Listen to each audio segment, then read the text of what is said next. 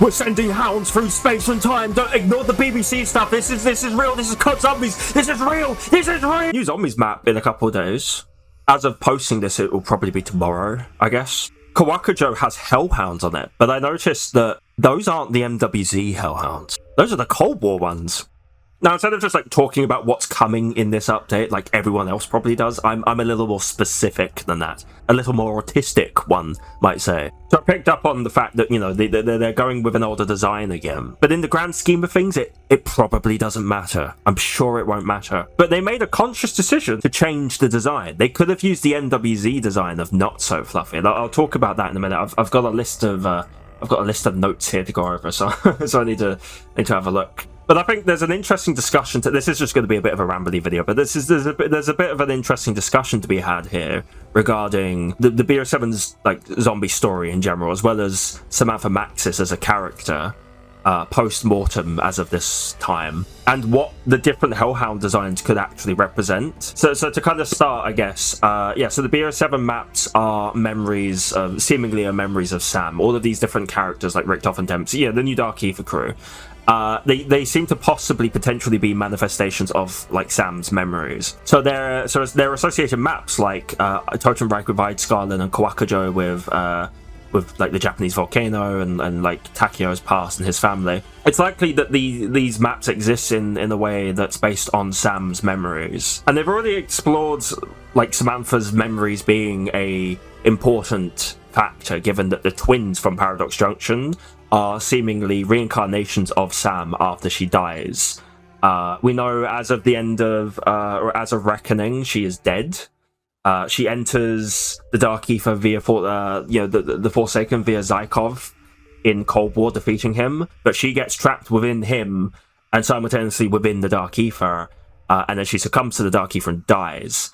And at some point, her entry or death or some event involving Sam, likely involving Sam, leads to Paradox Junction being created, this warped Nuketown environment that's actually scar tissue created by the Dark Ether naturally in response to a traumatic event. We get to see Nuketown in the past and the future, and I also think that Paradox Junction being the way it is and having the nuclear blast, and that blast having Richtofen's face in it, as kind of like shown but also teased through the different chalk drawings around the map, that could potentially refer to or like allude to Sam's hatred of Eddie, specifically Eddie Richtofen, who she ascended from the Dark Ether with, who tortures her when they're at Requiem during Cold War, and you hear that in some of the intel from Cold War.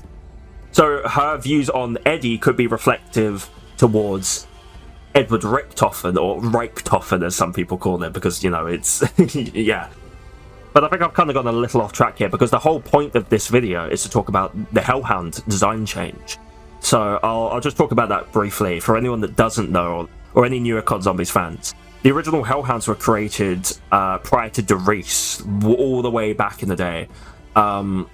Richtofen, the original Ultimus Richtofen and Ludwig Maxis, Dr. Maxis, were conducting experiments on Fluffy, Samantha's dog.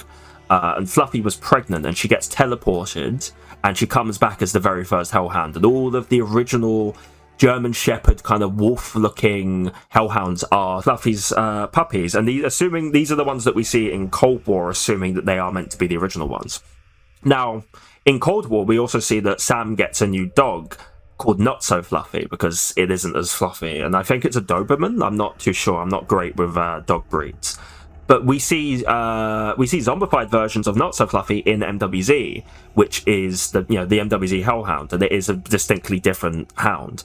Now in Paradox Junction, they introduced Radhounds, which are kind of just this game's equivalent to Plague Hounds. And it's a little hard to tell, but if you compare the assets, they have specifically taken the MWZ Hellhound and they have edited the mesh and given it new particles and new textures, but they've taken the NWZ Hellhound and they've turned it into the Radhound. So we have the Radhound, which is obviously affected by the nuclear blast, the Paradox Junction. It's a radioactive Hellhound. The radiation has affected it. The radiation has mutated it further, and that appears in the map that has a focus on past and future, but the future involves a nuclear blast mutating the Hellhounds. And the MWZ Hellhounds are obviously from the future anyway, so they're from, well, as of the future from BO7 MWZ takes place in 2021, so they've got they've got these Hellhounds from the future, and now they're present in a map that occurs technically in the 90s within the Dark Ether, but it is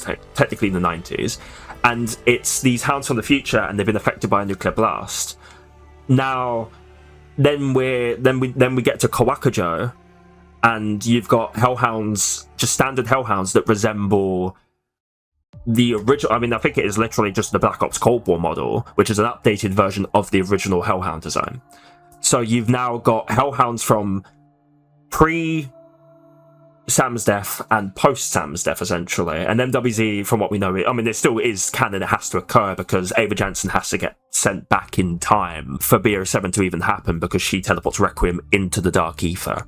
They're not necessarily sending Hellhounds through time, but I do think that these different design choices, these very purposeful design choices, are actually they're very specific choices, because they do represent different points of history and potentially Sam's memories. As we know, or at least it's heavily implied, the twins from Paradox are a reborn version of Sam Maxis, and the zombie version is she has Sam's memories from before the events of Tag der Toten, when Sam and Eddie Sam and Eddie ascend from the Dark Ether. So those are the zombie twins' memories. And the other twin's memories, the unzombified twin, her memories are all seemingly from post-Tag der Toten. So when we see Sam grown up as an adult, for example, in Cold War, with Not So Fluffy.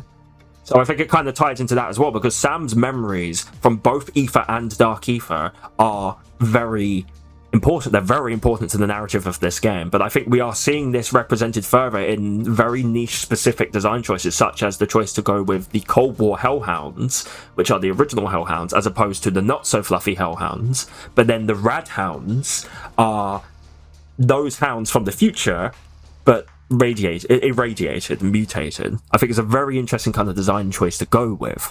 Also, big up Not So Fluffy not getting, or at least seemingly not getting, turned into a Hellhound during BO7, meaning that it happens before MWZ. So there's another gap, but there'll be another gap between BO7 and MWZ. What happens there?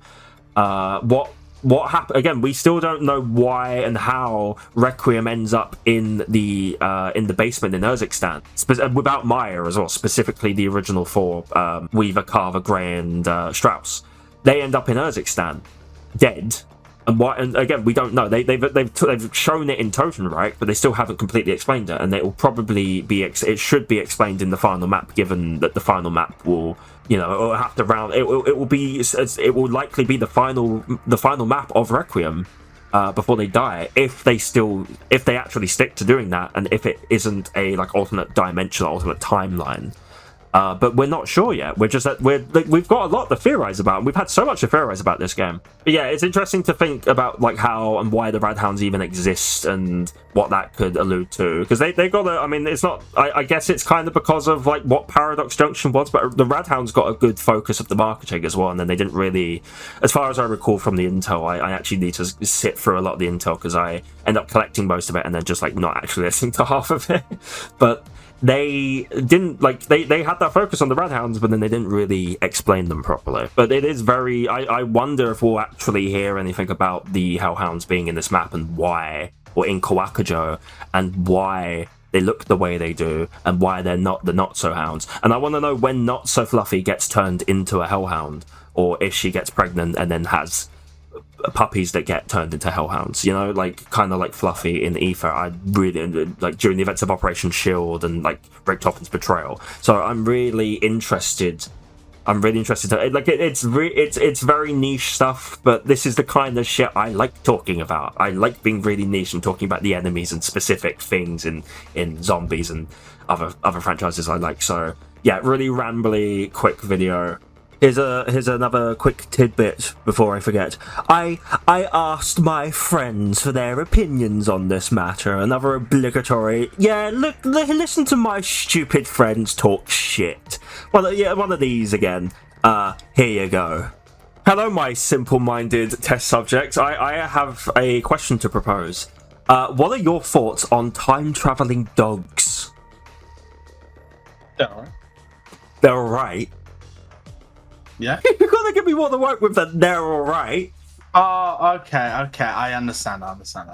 They're so cool! I love them! They make me play with my toes and fucking giggle! Oh my god! I love time traveling space wolves, man! Sometimes like their big booties jiggle! Do you think the concept of time traveling...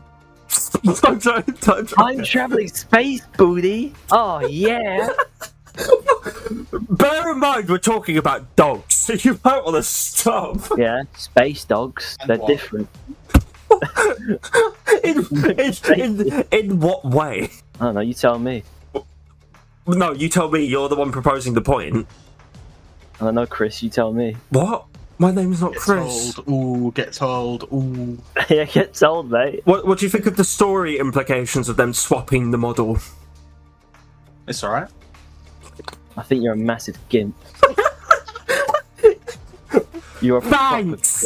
I really appreciate that. Rick, do you have any parting words? And he's died. Okay, well, thank you so much.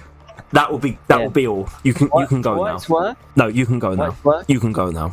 You can go now. You can go now. You can go. You're about as lovable as an itchy Veruca. Get out of it. I'm the new host. What?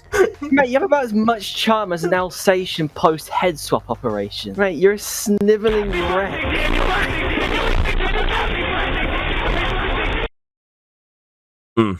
Yeah. Okay. I think that's enough. Yeah. I hope to get this out before Kowakujō comes out. It should be coming out either the day before or on the day. So if it's the day before, I'll see you tomorrow. I will be streaming the map with some friends. So if you're not going to end up playing it, join my stream. Come say hi. I know I'm a small YouTuber or whatever, like tiny in comparison to a lot of people, but come by. Come say hello, come say some stupid shit in my chat. I think it'll be fun. It'll be a fun time. I'm very excited for this map. This map looks nuts from the trailer, and they haven't even shown the Wonder Weapon yet. But if this ends up releasing on the day, on Thursday, I will see you later this evening, this afternoon, for the Kowakujō main quest hunt. Why did I say it like that? I don't know. But anyways, thanks for watching. I enjoyed recording this one. This was a silly video. I kind of want to try and get one of these more commentary like styled videos done once a week. I think a weekly one could be good, but we'll see. I don't know. We'll see how I feel. And also, when I say commentary videos, I do mean the rambly ones like this, but also the more edited, better production quality ones. I really should work on a longer video at some point. But this one was very reactionary just because, oh, the map's out in a couple of days and we got the trailer, and oh my god, that's a cool thing. I want to talk about it. So there you go, really quick video. Also, I've spent the last couple of days doing some music mixes. They'll be up now. Go listen to them. I know some of you probably wanted them. They've actually done quite well, and I'm happy. Thank you for listening to them if you have. I mean, it's not like I've made the original music. The credit goes to Treyarch Sound. They're an incredibly talented team. But I really wanted to put together those in-game mixes. The OST releases miss a few things, a few motifs that I personally really like. So I'm glad you've all liked listening to them as well. Come watch me play Kowakujō. See you later.